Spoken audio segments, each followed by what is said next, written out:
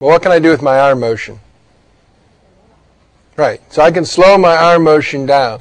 If I move like this versus like this, there's a lot less perturbation to my, my overall body. So what you see this subject, so you got to keep in mind these two pictures represent the same motion, which is from here to here.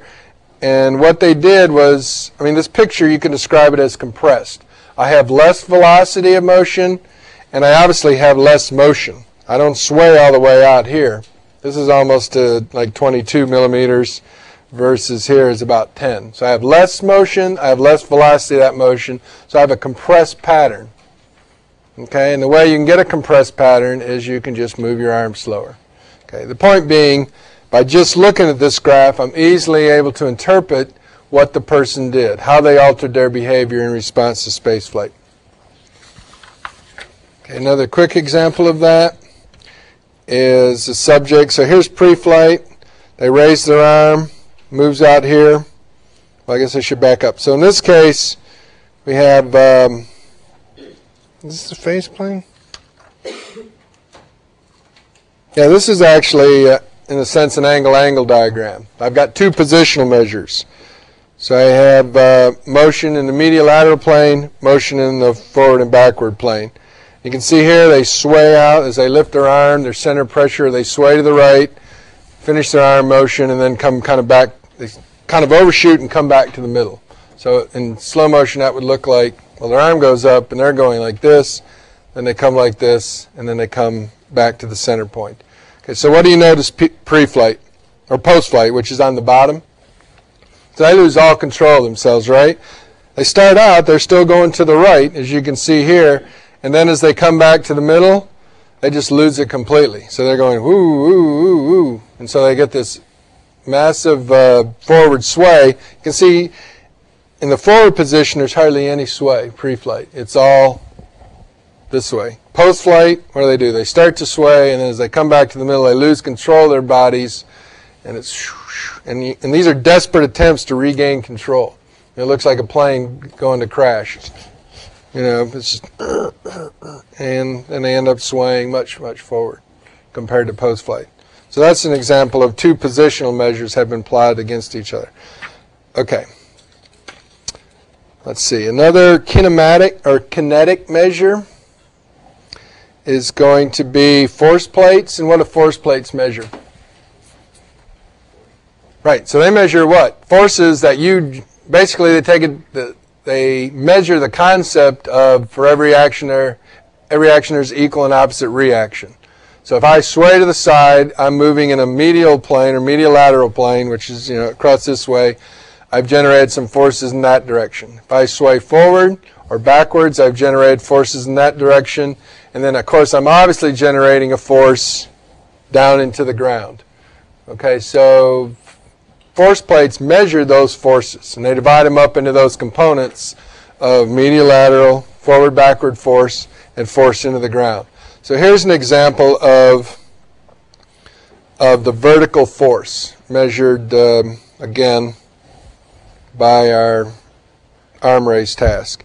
So this is a kinetic measure because I'm measuring forces, and what you can see is the darker line is the forces that are generated pre-flight. So you can see even before I actually raise my arm, I'm starting to generate forces, and up means vertical. I'm putting more force down. Okay, I'm driving myself into the force plate, and it's measuring reaction forces back against me. And so I can see as I raise my arm, what am I doing? I'm driving myself into the ground. Okay, because of the reaction forces being generated here, I'm exerting a force greater than my body weight into the ground. Okay? And so you can see that's happening here, and then I just kind of get this pattern of motion. So what do you see post-flight, which is a thinner line? How would you interpret this change in the record?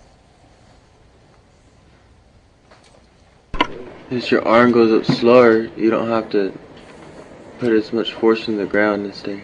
Right. So you got it backwards, but that's exactly right. So the way you generate less vertical force in the ground during arm raise is to move your arm slower. Okay, and in fact, that's what, and we have measure I'm about to show you that show that by slowing your arm raise down, you don't generate as much vertical force. And that's consistent with, for this subject, where by generating less arm raise or less velocity arm raise, you have a compressed pattern of motion. And that also gets reflected in the vertical force that you generate during this motion.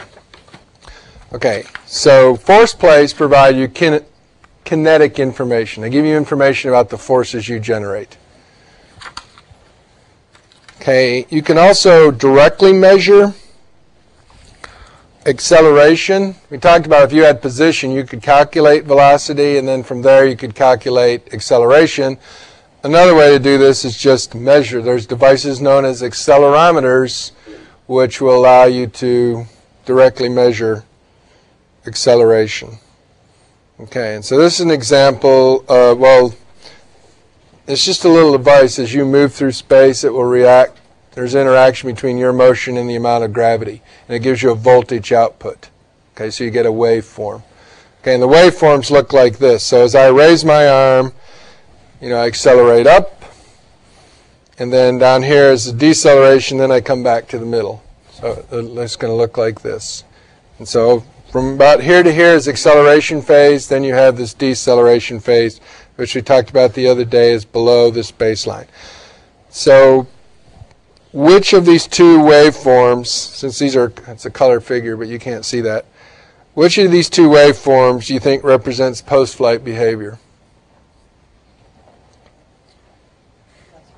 Right, the lesser two. So all the graphs you've seen, whether it's the phase plane portraits or the vertical force from the force plate or now the accelerometer motion, you can see that what this one subject did to control their postural stability is they just slow their arm down. Okay, you're seeing in every measure we took, and this is just a graph of the percent change for these, 8 astronauts, where all but one of them slowed their peak arm velocity down, or their peak arm acceleration.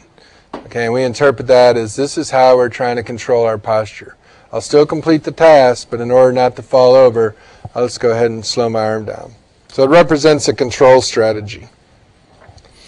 Okay, so any questions about kinetics? Okay, and then phase plane portraits are information about control. I have a question on the studies that you did. What was your anatomical point that you measured from to get like the change in movement, acceleration, etc.? Well, for the accelerometer, we used arm acceleration as a measure of self-generated perturbation of your postural control system. To put big words. Was it a specific point on your hand? Yeah, so we measured right here. We put the accelerometer right on the hand. It's actually on a glove. What about the one where you measured the body swaying? Okay, that's what we used with the force plate. So I had measures from the force plate I just showed you. So that, technically, it's not motion of the center of gravity. It's the motion of the center of pressure. So did they actually stand on a plate? Yeah, so they actually stood on the plate, and we get all these different forces, and they're calculated to give you a measure of center of pressure.